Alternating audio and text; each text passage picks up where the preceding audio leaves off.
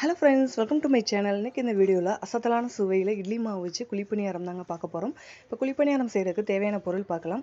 1 cup idli மாவு எடுத்துர்க்கேன். ஏலக்காய் எடுத்துர்க்கேன். ஏலக்காய் தேவைக்கு ஏற்ப நம்ம எடுத்துக்கலாம். கூடவே 1 கப் இட்லி மாவுக்கு 1/2 கப் வெல்லம் எடுத்துர்க்கேன். 2 ஸ்பூன் தேங்காய் துருவல், 2 டேபிள் ஸ்பூன் அரிசி மாவு எடுத்துர்க்கேன். தேவைக்கு ஏற்ப நெய் சேர்த்துக்கலாம். நான் இன்னைக்கு நெய் சேர்த்து தான் குழிப்பணியாரம் செய்ய போறேன். அதனால நெய் எடுத்துர்க்கேன். இப்போ நம்ம எடுத்து வச்சிருக்க வெல்லத்தை கரைச்சிக்கலாம். 1/2 கப் வெல்லம், கொஞ்சமாக தண்ணி சேர்த்து இப்போ நல்லா வெல்லம் கரையிற அளவுக்கு கொதிக்க வச்சுக்கலாம். இப்போ வெல்லம் நல்லா கரைஞ்சிட்டு இருக்கு. இந்த டைமில் வந்து நம்ம எடுத்து வச்சிருக்க மாவெல்லாம் கலந்துக்கலாம். 2 டேபிள் ஸ்பூன் அரிசி மாவு, 2 ஸ்பூன் தேங்காய் துருவலை, கொஞ்சமாக நெய் சேர்த்து வறுத்துருக்கேன். நீங்கள் வந்து தேங்காயை வந்து வறுத்துட்டு சேர்த்திங்கன்னா ரொம்ப மணமாக ரொம்ப ருசியாக இருக்கும். இப்போ நுணுக்கி வச்ச ஏலக்காய் சேர்த்துக்கலாம்.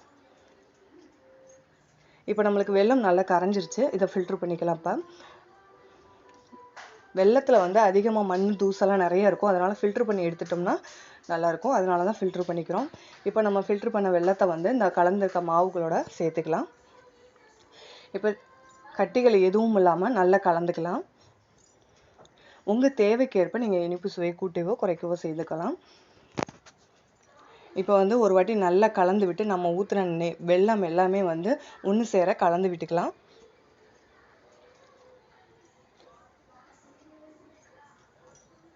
தேங்காய் நெய்யில் வறுத்துட்டு சேர்க்கறதுனால நம்மளுக்கு குழிப்பணியாரம் வந்து நல்ல வாசமாக இருக்கும். இப்போ வந்து நம்ம குழிப்பணியாரம் செய்ய ஸ்டார்ட் பண்ணிடலாம்.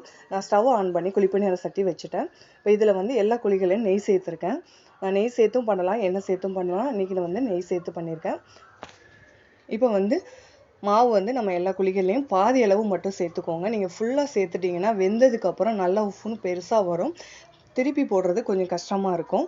அதனால் பாதி அளவு ஊற்றுனீங்கன்னா வெந்து வந்ததுக்கப்புறம் நம்மளுக்கு திருப்பி விடுறதுக்கு ரொம்பவே ஈஸியாக இருக்கும். அதுக்காக தான் பாதி அளவு ஊற்றுறோம். இப்போ எல்லா குழிகள்லையுமே மாவு எடுத்து ஊற்றியாச்சு. இது ஒரு 5 நிமிஷம் நல்லா வேகட்டும். மீடியம் தீயிலே வச்சு வேக வச்சுக்கலாம். இப்போ நல்லா வெந்துருச்சு பாருங்கள். இப்போ இன்னொரு பக்கம் திருப்பி விட்டுக்கலாம்.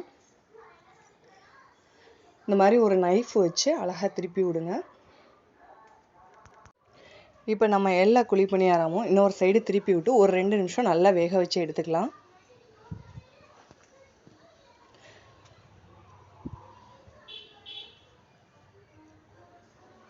கரெக்டான பதத்தில் வெந்தால் மட்டும்தான் இந்த அளவுக்கு ஈஸியாக திருப்ப வரும். இல்லைனா அப்படியே கடாயில் வந்து ஒட்டிட்டு திருப்புறது கஷ்டமாக இருக்கும். இப்போ இந்த எல்லா பக்கமும் திருப்பியாச்சு. இப்போ ஒரு 2 நிமிஷம் வேக வச்சு எடுத்துக்கலாம். அவ்வளோதான், நம்மளுக்கு ரொம்பவே சூப்பராக நல்ல கலர்ஃபுல்லாக குழிப்பணியாரம் ரெடி ஆயிடுச்சு. நம்ம தனியாக மாவு அரைச்சி செய்கிறத விட இந்த மாதிரி இட்லி மாவில் செஞ்சோம்னா நல்ல டேஸ்ட்டும் அதிகமாக இருக்கும். அவ்வளோதான், சூப்பராக ரெடி ஆயிடுச்சு பாருங்கள். இப்போ நம்ம வேறு தட்டுக்கு மாற்றிக்கலாம். இட்லி மாவு இருந்தாலே போதுங்க. இதுக்கு தனியாக மாவு அரைக்கணும்லாம் அவசியம் இல்லை. ரொம்ப சூப்பராக ரெடி ஆயிடுச்சு பாருங்கள். நம்ம மீதி இருக்க எல்லா மாவையும் ஊற்றி எடுத்துக்கலாம். அவ்வளோதான், நம்மளுக்கு குழிப்பணியாரம் ரெடி ஆயிடுச்சு. நீங்களே இது மாதிரி ட்ரை பண்ணி பாருங்கள். ட்ரை பண்ணிவிட்டு உங்களோட ஃபீட்பேக் எனக்கு மறக்காமல் ஷேர் பண்ணுங்கள். இந்த வீடியோ பிடிச்சிருந்தா லைக் பண்ணுங்கள், ஷேர் பண்ணுங்கள், கமெண்ட் பண்ணுங்கள். மறக்காமல் நம்ம சேனலை சப்ஸ்கிரைப் பண்ணிக்கோங்க. கூடவே பெல் ஐக்கானை கிளிக் பண்ணி ஆல் அப்படிங்கிற பட்டனையும் ப்ரெஸ் பண்ணிக்கோங்க. அப்போ தான் நம்ம போடுற ஒவ்வொரு வீடியோ உங்களுக்கு நோட்டிஃபிகேஷனாக வந்து சேரும். தேங்க்யூ.